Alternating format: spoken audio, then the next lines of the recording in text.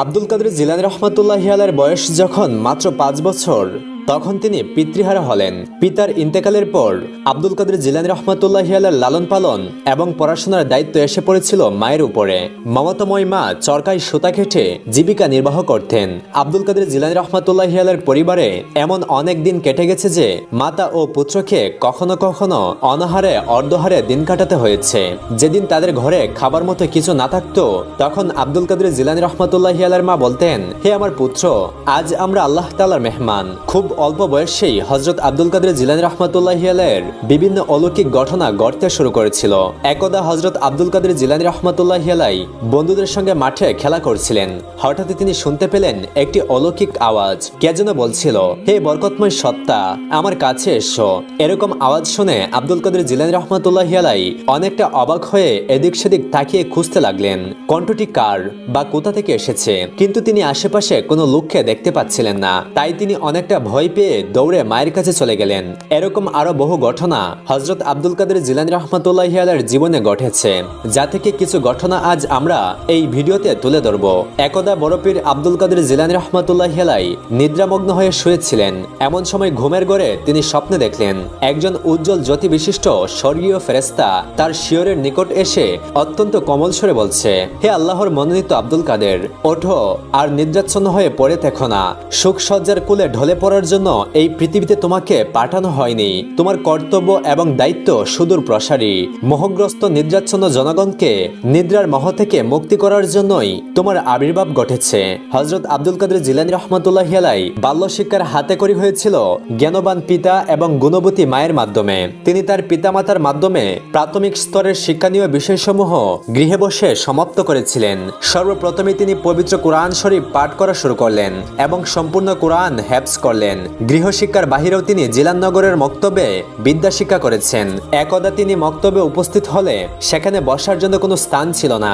এমন সময় অদৃশ্য থেকে এক আওয়াজ ভেসে আসলো, হে শিক্ষার্থীরা, এই বালকের জন্য তোমরা একটু স্থান করে দাও যাতে সে বসতে পারে। কিন্তু সেখানে উপস্থিত কেউই সেই আওয়াজের দিকে তেমন কোনো লক্ষ্য দেয়নি। পরিশেষে আবার গম্ভীর কণ্ঠে সেই বাণী ঘোষিত হলো, হে শিক্ষার্থীগণ, তোমরা কি দেখতে পাচ্ছ না যে আল্লাহর প্রিয় ওলি দুয়ারে দাঁড়িয়ে আছে?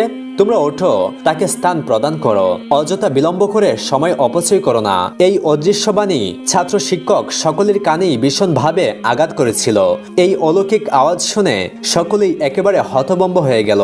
অতঃপর তারা বড় পীর আব্দুল কাদের জিলানী রহমাতুল্লাহি আলাইহিকে বসার জন্য স্থান প্রদান করলো। তার প্রকৃতি শক্তি, প্রত্যুত পণ্যমতিত্ব এবং আল্লাহ প্রদত্ত প্রজ্ঞার ফলে বাল্যকালেই তিনি অসাধারণ পাণ্ডিত্য অর্জন করতে সক্ষম হয়েছিলেন। কোনো এক জিলহজ মাসের নবম দিবসে আব্দুল কাদের জিলানী রহমাতুল্লাহি আলাইহি শহর ছেড়ে গ্রামের দিকে চলে গেলেন। গ্রামের মাঠে তিনি দেখতে পেলেন একটি গাবি। যখন তিনি সেই গাবির কাছে গিয়ে গাবির গায়ে হাত দিল, তখন গাবিটি তার দিকে তাকালো এবং বলতে থাকলো, হে হযরত আব্দুল কাদের, আল্লাহ পাক তোমাকে কৃষিকাজের জন্য সৃষ্টি করেননি, কিংবা জীবিকা উপার্জনের হুকুমও তোমাকে দেওয়া হয়নি। গাবির মুখে এমন কথা শুনতে পেয়ে তিনি ভীত সন্ত্রস্ত অবস্থায় বাড়ি ফিরে এলেন এবং মনের উদ্বেগে ঘরের ছাদে উঠে নানা রকমের কথা ভাবছিলেন। এমন সময় তিনি দেখতে পেলেন মক্কা শরীফ পর্যন্ত সমস্ত এলাকা তার সামনে উন্মুক্ত করে দেওয়া হয়েছে। চোখের সামনে তিনি আল্লাহ পাকের ঘর দেখতে পাচ্ছিলেন। তিনি এও দেখতে পাচ্ছিলেন যে আরাফাতের ময়দানে হাজী সাহেবেরা অবস্থান করছেন। অতএব গায়বী ইঙ্গিতের মর্ম বুঝতে পেরে তিনি তার মাকে দিনী উচ্চশিক্ষার উদ্দেশ্যে বাগদাদে গমন করার ইচ্ছা জানালেন। তখন ওনার মা বললেন, হে পুত্র, এত খুবই ভালো সিদ্ধান্ত। অতঃপর মা হৃষ্টচিত্তে অনুমতি দিয়ে তার পথেও প্রস্তুতিতে লেগে গেলেন। যেদিন তিনি বাগদাদের উদ্দেশ্যে রওনা দিবেন, সেদিন আব্দুল কাদের জিলানী রহমাতুল্লাহি আলাইহির মা জামার ভেতরে 40টি স্বর্ণ মুদ্রা সেলাই করে দিয়ে বললেন, হে আমার প্রিয় পুত্র, আল্লাহর নাম নিয়ে রওনা হও। হে আমার পুত্র, শোনো, সদা সর্বদা সত্য কথা বলবে, সততা এবং বিশ্বস্ততাকে নিজের আদর্শ রূপে শক্ত করে ধারণ করবে। অতঃপর মায়ের এই উপদেশ নিয়ে তিনি এক কাফেলার সাথে বাগদাদে গমন করছিলেন। প্রতিমধ্যে সন্ধ্যা ঘনিয়ে আসার কারণে তারা এক জায়গায় রাত্রি যাপনের সিদ্ধান্ত নিলেন। রাত্রি যাপনের আয়োজনে সকলেই ব্যস্ত। এমন সময় একদল ডাকাত এসে তাদের উপর হামলা করলো এবং সমস্ত মালামাল লুটে নিল। লুণ্ঠন শেষ করে একজন ডাকাত বালক আব্দুল কাদেরকে লক্ষ্য করে বলল, হে বালক, তোমার নিকট কি কিছু আছে? বালক আব্দুল কাদের অকুতচিত্তে জবাব দিলেন, হ্যাঁ আছে। বালক আব্দুল কাদের জিলানী রহমাতুল্লাহি আলাইহির জবাব শুনে ডাকাত ভাবলো, ছেলেটি হয়তো আমার সাথে ঠাট্টা করছে, কারণ তার নিকট কিছু থাকলে তো আমি দেখতে পেতাম। অতঃপর ডাকাত আবারও বলল, হে বালক, তোমার নিকট কি আছে এবং কোথায় আছে? তখন আব্দুল কাদের জিলানী রহমাতুল্লাহি আলাইহি বললেন, আমার নিকট 40টি স্বর্ণমুদ্রা আছে এবং তা আমার সাথেই আছে। এই কথা শুনে ডাকাত স্বর্ণমুদ্রা খুঁজতে লাগলো। অনেক খোঁজাখুঁজির পরেও তার নিকটে কোনো স্বর্ণমুদ্রা না পেয়ে ডাকাত ধমকের সুরে বলল, এই বালক, তুমি কি আমার সাথে উপহাস করছো? উত্তরে আব্দুল কাদের জিলানী রহমাতুল্লাহি আলাইহি বললেন, আমি সত্যি কথাই বলছি, আমার কাছে 40টা স্বর্ণমুদ্রা আছে। ইতিমধ্যে সেখানে ডাকাত দলের সর্দার এসে উপস্থিত হলো এবং বালক আব্দুল কাদের জিলানী রহমাতুল্লাহি আলাইহিকে লক্ষ্য করে বলল, হে বালক, তোমার স্বর্ণমুদ্রাগুলো কোথায় আছে? আব্দুল কাদের জিলানী রহমাতুল্লাহি আলাইহি বললেন, আমার পেটের কাপড়ের ভাঁজের মধ্যে ওগুলো সেলাই করা আছে।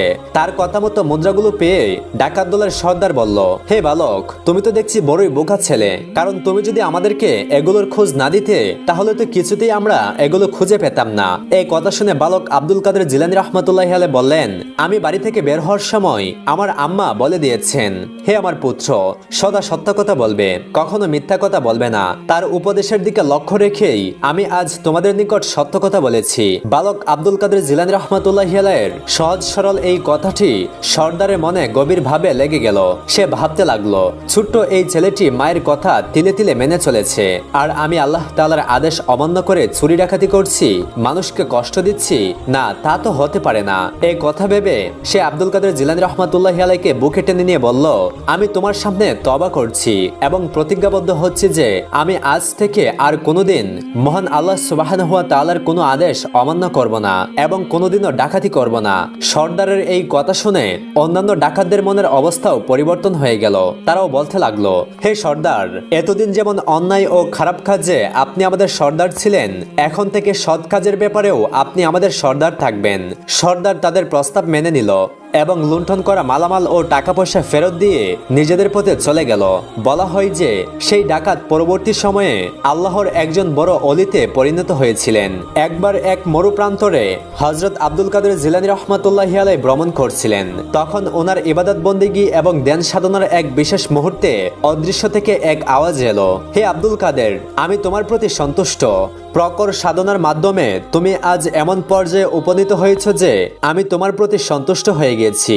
অতএব এখন থেকে শরীয়তের কোনো বিধান তোমার উপর বাধ্যতামূলক নয়। তুমি ইবাদত করো কিংবা না করো, এতে কিছুই আসে যায় না। যে কোনো ধরনের কাজে তুমি এখন থেকে স্বাধীন। এ ধরনের কথা শুনে হযরত আব্দুল কাদের জিলানী রহমাতুল্লাহি আলাইহি খুব দৃঢ়তার সাথে লা হাওলা ওয়ালা কুওয়াতা ইল্লা বিল্লাহ পড়লেন। তখন অদৃশ্য আওয়াজটি বন্ধ হয়ে গেল। অতঃপর আব্দুল কাদের জিলানী রহমাতুল্লাহি আলাইহি বললেন, হে অভিশপ্ত শয়তান, তোর কুমন্ত্রণা থেকে আমি আল্লাহর আশ্রয় প্রার্থনা করছি। তোর এই প্রস্তাব শুনেই আমি বুঝতে পেরেছি যে এটা তোর ভয়াবহ কৌশল। আমাকে পথভ্রষ্ট করার এটা তোর একটি কঠিন চক্রান্ত। কেননা পবিত্র কুরআনে আছে, আল্লাহ কোনো মানব সন্তানের সাথে সরাসরি কথা বলেন না। তাছাড়া সাধনার কোনো পর্যায়ে ইবাদত বন্দেগীর দায়িত্ব কারো উপর থেকে তুলে নেওয়া হয় না। শরীয়ত অমান্য করার নির্দেশ আল্লাহ পাক কখনো কোনো ব্যক্তিকে দেন না। তোর আওয়াজ শোনা মাত্রই আমি বুঝতে পেরেছি যে এমন বাণী আল্লাহর পক্ষ থেকে আসতে পারে না। এটা নিশ্চয়ই শয়তানের কোনো কৌশল। এই কথা শুনে শয়তান বলে উঠল, হে আব্দুল কাদের, এই ধরনের কথা বলে আমি এর আগে এই প্রান্তের অন্তত 7 জন সাধকের সর্বনাশ করেছি। হে যুগের শ্রেষ্ঠ অলি, আজ আপনি নিজের জ্ঞান ও প্রজ্ঞাধারা এবং উচ্চ মর্যাদার সাধনা বলেই রক্ষা পেয়ে গেলেন। শয়তানের এই কথা শুনে হযরত আব্দুল কাদের জিলানী রহমাতুল্লাহি আলাইহি আবারও বলে উঠলেন, লা হাওলা ওয়ালা কুওয়াতা ইল্লা বিল্লাহ, অর্থাৎ আল্লাহর খাস রহমত ছাড়া দ্রুত প্রতারক শয়তান থেকে বেঁচে থাকার কোনো শক্তি এবং ক্ষমতা কারো নেই। শয়তানের প্রচারণা থেকে রক্ষা পাওয়ার দোয়া আল্লাহর নবী হযরত মুহাম্মদ সাল্লাল্লাহু আলাইহি ওয়াসাল্লাম আমাদেরকে শিক্ষা দিয়েছেন। হযরত আব্দুল কাদের জিলানী রহমাতুল্লাহি আলাইহি এই দোয়া পড়তে লাগলেন। ঘটনার শেষ অংশে তিনি পুনরায় শয়তানকে উদ্দেশ্য করে বললেন, হে শয়তান, তুই আমাকে নতুন করে আবারও ধোঁকা দেওয়ার চেষ্টা করছিস। হে বিতাড়িত শয়তান, তুই বোঝাতে চাচ্ছিস যে আমার জ্ঞান ও প্রজ্ঞা দ্বারা আমি রক্ষা পেয়েছি, অথচ আমি যে দোয়াটি পড়েছি এতে বলা আছে আল্লাহর সাহায্য এবং করুণা করোনা ছাড়া রক্ষার কোনো উপায় বান্দার নেই। আব্দুল কাদের জিলানী রাহমাতুল্লাহি আলাইহির এই মন্তব্য শুনে শয়তান বলে উঠল, সত্যিই আপনি আল্লাহর প্রকৃত খাস বান্দা, কোনোভাবেই আমি আপনাকে ক্ষুধা বিমুখ হতে পারলাম না। এই কথা বলে শয়তান ব্যর্থ হয়ে দূরে সরে গেল।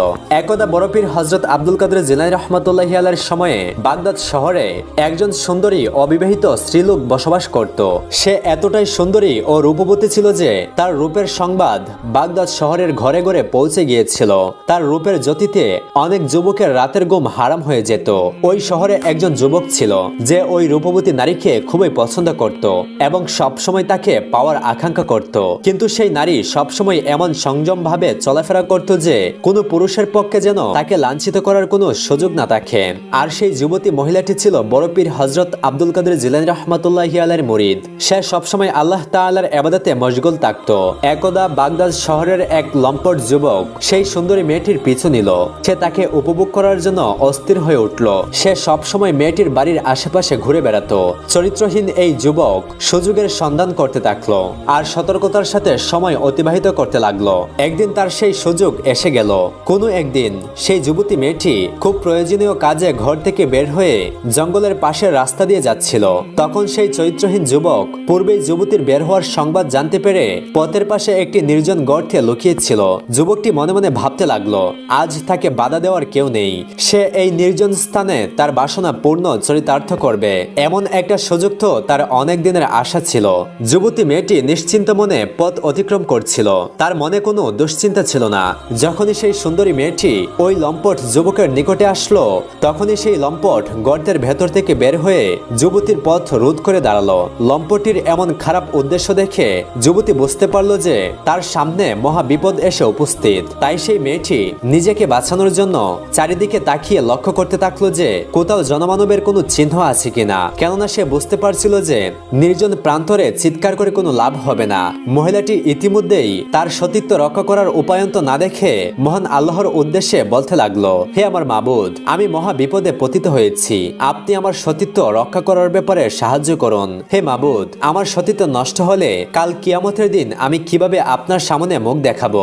আপনি আমাকে এই মহা বিপদ থেকে রক্ষা করুন। এমন সময় বড় পীর হযরত আব্দুল কাদের জিলানী রাহমাতুল্লাহি আলাইহি ওযু করছিলেন। আল্লাহর কি কুদরত! বিপদগ্রস্ত যুবতীর আহ্বান তিনি অলৌকিক ভাবে শুনতে পেয়ে গেলেন। তার অন্তর থেকে নূরের রশ্মি বের হতে লাগলো। তিনি অত্যন্ত রাগান্বিত হয়ে নিজ পায়ের একখানা পাদকা খুলে উক্ত লম্পট যুবককে লক্ষ্য করে সজোরে শূন্যে নিক্ষেপ করলেন। আল্লাহ তাআলার কি অপূর্ব কুদরত! পাদুকাখানি তীর বেগে ছুটে গিয়ে উক্ত লম্পট যুবকের মাথায় আঘাত করতে লাগলো। পাদুকার বিরামহীন আঘাতে যুবকের মাথার খুলি ভেঙে চুরমার হয়ে গেল। অতঃপর যুবকটি মৃত্যুবরণ করলো। হঠাৎ এমন অভাবনীয় কাণ্ড দেখে যুবতী মেয়েটি অবাক হয়ে গেল। সে বুঝতে পারলো যে তার মনের ডাকে মহান আল্লাহ রাব্বুল আলামিন সাড়া দিয়েছেন। যুবতী তখন অতি যত্নে পাদুকাখানি হাতে তুলে নিলেন এবং যুবতীটি বুঝতে পারলেন যে এই পাদুকাটি বড় পীর হযরত আব্দুল কাদের জিলানী রাহমাতুল্লাহি আলাইহির। অতঃপর সে নারী বড় পীর আব্দুল কাদের জিলানী রাহমাতুল্লাহি আলাইহির দরবারে গিয়ে উপস্থিত হয়ে সমস্ত ঘটনার বর্ণনা করলেন। এরপর আরো গভীর বিশ্বাস ও একাগ্রতার সাথে সে নারী ইবাদত বন্দেগীতে লিপ্ত হলো এবং মহান আল্লাহ রাব্বুল আলামিনের আইন কানুন সম্পূর্ণরূপে পালন করতে প্রতিজ্ঞাবদ্ধ হলো। একদা বড় পীর আব্দুল কাদের জিলানী রাহমাতুল্লাহি আলাইহি একটা নদীর কিনারা দিয়ে হাঁটছিলেন। হঠাৎ সেখানে তিনি দেখলেন গ্রামের মহিলারা পানির জন্য এবং প্রয়োজনীয় ধোয়া মোছার জন্য নদীর ঘাটে সমবেত হয়েছে। তাদের কেউ কলসিতে পানি ভরছে, আর কেউ ভরা কলসি নিয়ে বাড়ির দিকে যাচ্ছে, কেউ বা আবার নদীর পাড়ে দাঁড়িয়ে আছে। ঠিক এমন সময় একজন রমণীর করুণ ক্রন্দন ধ্বনি হযরত বড় পীর আব্দুল কাদের জিলানী রাহমাতুল্লাহি আলাইহির কর্ণগোচর হলো। তার কান্নার আওয়াজ এমনই হৃদয়স্পর্শী যে কোনো পাষাণ হৃদয়ও এই আওয়াজ শুনে বিগলিত হবে। মহিলার কান্না শুনে বড় পীরের মন অত্যন্ত খারাপ হয়ে গেল। তাই তিনি সেই নদীর ঘাটে উপস্থিত হয়ে এক ব্যক্তির কাছে মহিলার ক্রন্দনের কারণ জানতে চাইলেন। তখন সে ব্যক্তি হযরত বড় পীর আব্দুল কাদের জিলানী রাহমাতুল্লাহি আলাইহির কাছে ওই মহিলার কান্নার কারণ সবিস্তারে বর্ণনা করল। লোকটি বলল, হুজুর, এই মহিলার পুত্রের শোক হযরত ইয়াকুব আলাইহিস সালামের থেকেও হৃদয় বিদারক। এই রমণীর একটি মাত্র ছেলে ছিল। সেই ছেলেটির বিবাহের বয়স হলে তিনি তাকে বিবাহ দিয়ে একটি সুন্দর বধূ ঘরে আনার জন্য বেকুল হয়ে পড়েছিলেন। কিছুদিন পর নদীর অপর পারে একটি সুন্দর কন্যার সাথে তার ছেলের বিয়ে ঠিক হলো। তারা কন্যাকে আনার জন্য নৌকা দিয়ে নদীর অপারে গিয়েছিল। পরদিন খুব আমোদ প্রমোদের সাথে রওনা হলো বাড়ির উদ্দেশ্যে। নৌকা চলতে চলতে মাঝ নদীতে আসার পর আকাশে এক টুকরো কালো মেঘ দেখা দিল। দেখতে দেখতে সমস্ত আকাশ মেঘে ঢেকে গেল। নৌকার যাত্রীগণ সকলেই ভয়ে আতঙ্কগ্রস্ত হলো। তারা নৌকার পাল নামিয়ে নিরাপদ আশ্রয় খুঁজতে লাগলো, কিন্তু নদীতে নিরাপদ আশ্রয়স্থান কোথায়? হঠাৎ চোখের পলকে শো শো শব্দে দমকা বাতাস এসে নৌকাটিকে কাত করে ফেলে দেওয়ার উপক্রম হলো। নৌকার যাত্রী ও মাঝিরা আল্লাহ আল্লাহ বলে হইচই আরম্ভ করে দিল। নৌকাটি অতি কষ্টে কুলের প্রায় নিকট এসে পৌঁছালো। এমন সময় ভীষণ বেগে প্রচণ্ড তুফান এসে নৌকাটিকে উল্টে ফেলল। মুহূর্তের মধ্যে বরযাত্রী ও মাঝিগণ সহ নৌকাখানা নদীতে তলিয়ে গেল। বরযাত্রীদের এই শোচনীয় বিপদে গ্রামের মধ্যে শোকের রোল পড়ে গেল। যাত্রী বা মাঝিরা কেউই এই বিপদ থেকে রক্ষা পেল না। সকলেই সলিল সমাধি লাভ করল। দিনের পর দিন চলে গেল, মাস গেল, বছর গেল। নদীতে নিমজ্জিতদের আত্মীয় স্বজন ধীরে ধীরে তাদের কথা ভুলতে লাগলো। তার একমাত্র পুত্র ও পুত্রবধূর কথা আজও ভুলেনি। সে নদীর তীরে এসে নদীর দিকে চেয়ে এভাবে কান্না করে চলেছে। বৃদ্ধার এই মর্মান্তিক শোকের কাহিনী শুনে বড় পীর আব্দুল কাদের জিলানী রহমতুল্লাহি আলাইহির অন্তরে মায়ার উদ্রব হলো। তিনি এই ব্যথা কোনো মতে সহ্য করতে না পেরে লোকেদেরকে বললেন, তোমরা এই মহিলাকে সান্ত্বনা দাও, তার সন্তান তার কোলে ফিরে আসবে। উপস্থিত জনতা তাকে সান্ত্বনা দিতে লাগলো, কিন্তু কোনো অবস্থাতেই মহিলার বিলাপ ও কান্না বন্ধ হলো না। তার কান্নার মাত্রা যেন আরো বহুগুণে বেড়ে গেল। এই সান্ত্বনার বাণী তার নিকট হাস্যকর বলে মনে হলো। তখন বড় পীর নিজেই তাকে বললেন, মা, আপনি আর কাঁদবেন না, ইনশাল্লাহ আমি আপনার পুত্র ও তার সঙ্গী সাথীদেরকে ফিরিয়ে আনার চেষ্টা করছি। বৃদ্ধা বড় পীরের মুখে এমন কথা শুনে কিছুটা আশ্বস্ত হলো। বড় পীর আব্দুল কাদের জিলানী রহমতুল্লাহি আলাইহি লোকজনের সমাগম থেকে নির্জন স্থানে চলে গেলেন। নির্জনে গিয়ে আল্লাহর দরবারে দুই হাত তুলে মোনাজাত করতে লাগলেন, হে বিশ্ব পালনকর্তা, করুণাময় অন্তর্যামী, তোমার ইচ্ছাই সবই এক পলকেই সংগঠিত হয়ে থাকে। সবাই তোমার আয়ত্তাধীন। তুমি এই মহিলার মনের কষ্ট সবই জানো। তুমি আমার দোয়া কবুল করে তার পুত্র ও পুত্রবধূকে দলবল সহ পূর্বাবস্থায় ফিরিয়ে দাও। তখন অদৃশ্য থেকে ভেসে আসলো এক দৈববাণী। কে যেন বলছেন, হে আল্লাহর প্রিয় বান্দা, 12 বছর পূর্বে নদীতে ডুবে মৃত্যুবরণকারীদের এই দীর্ঘকাল পর কিভাবে পূর্বাবস্থায় ফিরিয়ে দেওয়া যেতে পারে? মাহবুবে ইলাহি উত্তরে বললেন, হে দয়াময় আল্লাহ, আপনি আপনার পবিত্র কালামে পাকে ঘোষণা করেছেন, আপনি হয়ে যাও বলার সাথে সাথে হয়ে যায়। আপনার পক্ষে 12 বছর পূর্বে মৃত্যুবরণকারীদের জীবিত করা এমন কি কঠিন কাজ? পুনরায় ভেসে আসলো সেই দৈববাণী। কে যেন বলছেন, যাদের শরীর হাড় মাংস বহুদিন পূর্বে জলজন্তু খেয়ে ফেলেছে, তাদেরকে কিভাবে জীবিত করা যায়? হে বিশ্ব পালনকর্তা, এটা তুমি কি শোনাচ্ছ? তাহলে কাল কিয়ামতের দিন তুমি কি প্রকারের সমুদয় সৃষ্টিজীবকে সৃষ্টি করে তোমার সম্মুখে উপস্থিত করবে? সেদিন মানুষকে পুনরুজ্জীবিত করে হিসাবের জন্য কিভাবে তোমার সম্মুখে হাজির করবে? মাহবুবে সুবহানীর এই কথার পর পুনরায় ভেসে আসলো সেই দৈববাণী। কে যেন বলছেন, হে আব্দুল কাদের জিলানী, চেয়ে দেখো, তোমার প্রভু সকল কিছুই করতে পারেন। চোখ খুলে বড় পীর আব্দুল কাদের জিলানী রহমতুল্লাহি আলাইহি দেখলেন নদীর ঘাটে একখানা নৌকা, তার ভিতরে বর বধূ এবং হাস্যকৌতুকরত কিছু মানুষ। তারা সকলেই ধীরে ধীরে কুলে অবতরণ করছে। 12 বছর পূর্বে যে অবস্থায় এবং যে পোশাকে ছিল, ঠিক সেই অবস্থায় সকলেই তীরে এসে দাঁড়ালো। আল্লাহর অপার কুদরতের খেলা দেখে সকল গ্রামবাসী নদীর তীরে এসে জড়ো হলো। যারা পূর্ব হতে নদীর ঘাটে ছিল, তারা এই অলৌকিক কেরামত দেখে নিস্তব্ধভাবে দাঁড়িয়ে রইল। পুত্র ও পুত্রবধূকে অলৌকিক ভাবে পেয়ে বৃদ্ধা মহিলা আনন্দে আত্মহারা হয়ে বড় পীর আব্দুল কাদের জিলানী রহমতুল্লাহি আলাইহির প্রতি শ্রদ্ধা জানিয়ে বলল, হুজুর, আপনার দোয়ায় 12 বছর পর আমার পুত্র ও পুত্রবধূকে পেয়েছি। আল্লাহ আপনার মঙ্গল করুন। সুবহানাল্লাহ।